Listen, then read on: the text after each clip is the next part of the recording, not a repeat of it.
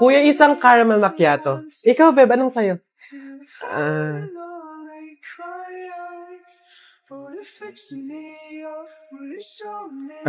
Beb. Beb. Ako na.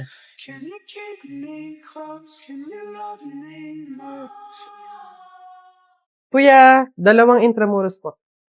Beb, eto na, wag na, meron ako. Okay lang yan, Beb. Dagdag mo na lang yan sa pamasahe mo bukas. Diba? Beb, excited na ako. Next week na yung tour natin. Nagbayad ka na ba? Beb, hindi ako sasama eh. Ang mahal kasi. Wala kaming budget para doon. Ganun ba? Okay, sige. Sagot ko na. Ako na magbabayad. Beb, wag na. Ano ka ba? Hindi mo naman kailangan gawin yun eh. Ang dami mo na nga nalilibre para sa akin eh. Okay lang ako, promise. Ano ka ba? Papayag ba ako na hindi kasama yung best friend ko doon? Next time, kapag ikaw yung meron, edi ako naman yung ilibre mo. Ganun lang yun. Go na.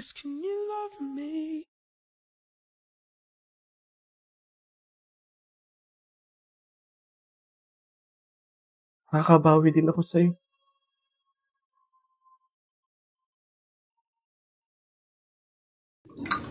Uy, pre! Oh, ano na naman? Eto na nga, pre, ikikwento ko. Naniniwala ka ba sa mga pamahiin? Ba hindi ako papaloko sa mga ganyan, mga pang-uto-uto lang yung mga pamahiin na yan. Ay nako, pre, ngayon, kailangan mo nang maniwala. Bakit naman? Anong mangyayari kung hindi ako sumunod sa pamahiin na yan? Ay nako, pre, hindi mo na iitanong. Nung hindi ako sumunod dun sa pamahiin na yon, may nangyari sa aking masama. Ay, ano yun? Ano nangyari? Hindi ko kasi sinunod yung pamahiin na kapag nakabasag ka ng pinggan, wag na wag kang lilingon kasi tsak na may mangyayari sa yung masama. Na-experience ko, may nangyari talaga sa akin. Bawal lang talaga sabihin eh. Kaya, mas mabuting sundin mo na lang. Ayan, daya naman. Ba't hindi pwedeng sabihin?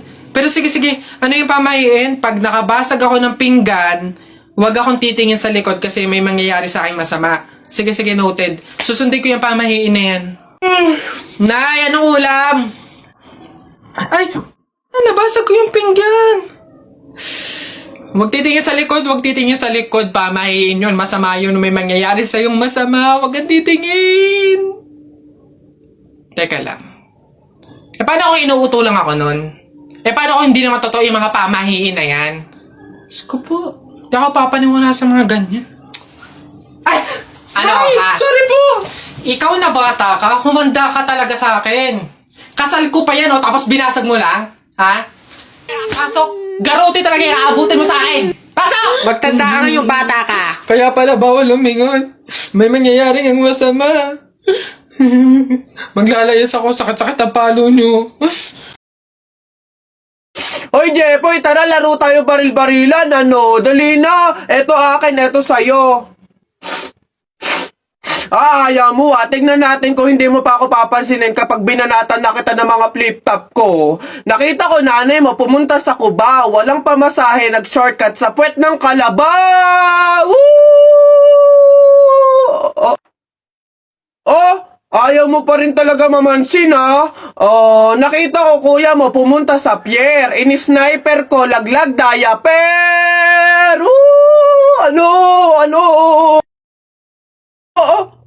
Ano ba yan? Ba't ba ayaw mo pa rin ako pansinin? Puro ka cellphone dyan eh. Ito. Tingnan natin talaga. Last na talaga to. Hoy, Jepoy! Kumain ka ng biko.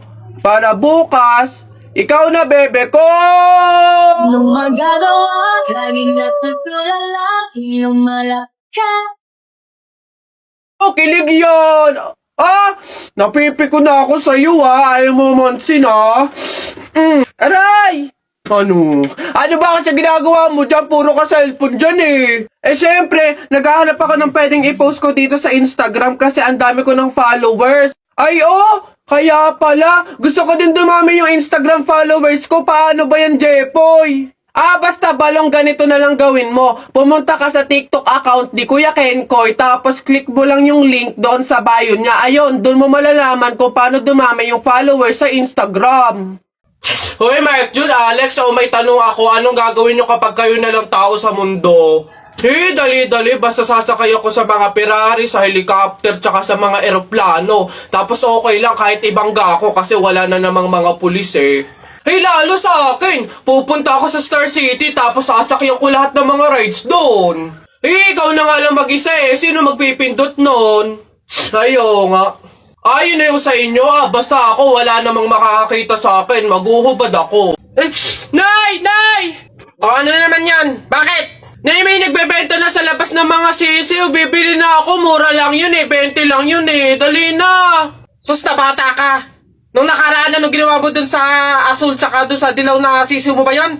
Pinakain mo lang sa daga. Tapos yung isa hinagis mo dun sa bubong. Ay nako, ikay tumigil-tigil ka. Pinapatay mo lang. Dati lang naman yun, Nay. Tsaka sisiw naman yun ng mga manok. Ngayon, itik na yung bibiling ko. Promise, aalagaan ko na talaga. Nako, ikaw na bata ka. Pag ito sinayang mo ulit, sinasabi ko sa'yo, huli mo na to, ha? Yun! Sa'yo na, matatalo ka na! Yay! Nakalaban! Uy, J-Boy! Bakit? May 20 pesos sa'yo, no? Pulutin mo. Ba't ako? Baka may makakita pa sa akin dyan. Sabihin, magnanakaw pa ako, eh. Ikaw na. Dali na, sayang yan. Ako na ngayon titingin ko sino yung mga dadating, eh. Sige na nga, tignan mo dyan, baka may dadating, ha? Naulog yung lawan ko. Naulog. Yan, akin na. Bakit? Bakit? Ako pumulot eh. Ang daya ako naman nakakita ng tsaka ako nagbantay pakay ko, basta ako sino pumulot, kanya yon. Ako pumulot eh. Sino nakakita niyan? Bahala ka sa buhay mo, basta akin to, ako pumulot nito eh. Bibili ko to paper doll eh. Nakita ko nanay mo kumakain ng giniling, sinapak ko gumiling-giling. Wala. For your information, pwet mong may lotion. Pag na-infection, congratulations! Pangit ito. Nakita ko nanay mo namamalimos. Binigyan ko ng piso. Gusto pa doon! Ako na. Damit mo puti, shirt mo puti. Amoyin mo kilikili mo. Amoy dato puti! Yun na yun, ito. Nakita ko nanay mo nasa bubong. Kung binato ko ng talong, shoot sa ilong! Sa flip, teka lang, meron pa. Hindi ako natakot sa bagyong Ondoy. Ha? Natakot ako sa nanay mong mukhang unggoy.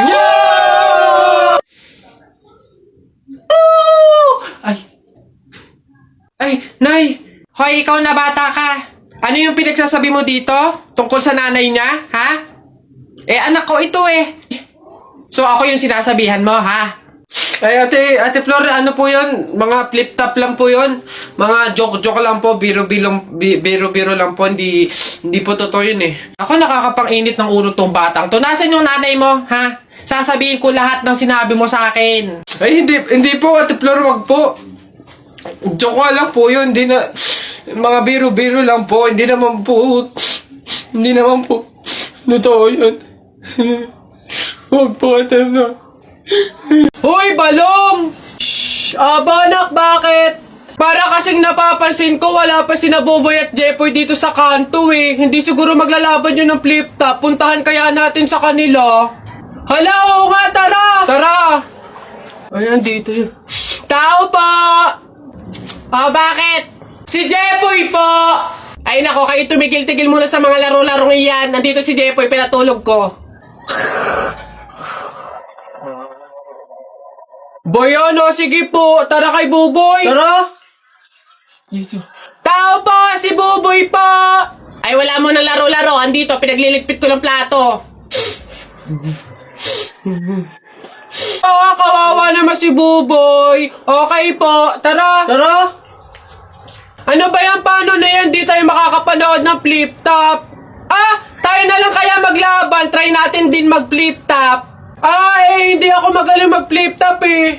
Hindi din naman ako magaling sa flip-top, pero meron akong onti-onting alam. Sige, ako unang titira. Anong tawag nila doon? Banat, ako unang babanat ha. I don't care, papa mong dancer. Nakita ko sa bar, naka-diaper. Woo!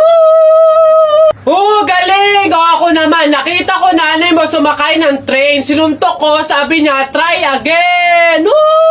Oh, lupit! O, ako naman, short mo blue, brief mo blue, damit mo blue. Pagdating sa mukha mo, mukhang Diablo! Eh, puti naman to, hindi naman to blue. O, ako naman, nakita ko kuya mo nasa tuktok ng puno ng akasya. Sinungkit ko yung puwet, kasyang-kasya!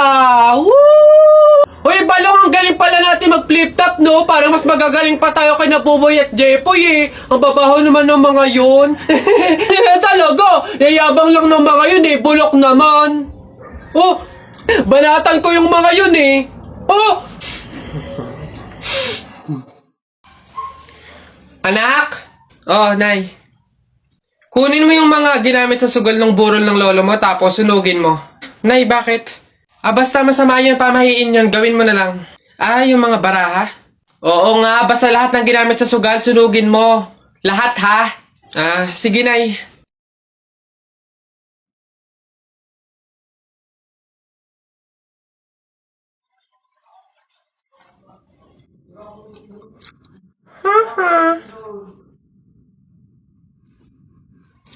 Nasaan yung mga pera dito? Yung mga pinanalo pong pera dun sa sugal ng burol. Sinunog ko na rin po na kasi sabi nyo nga po sunugin ko yung mga ginamit sa sugal eh. Ha? Bakit mo sinunog?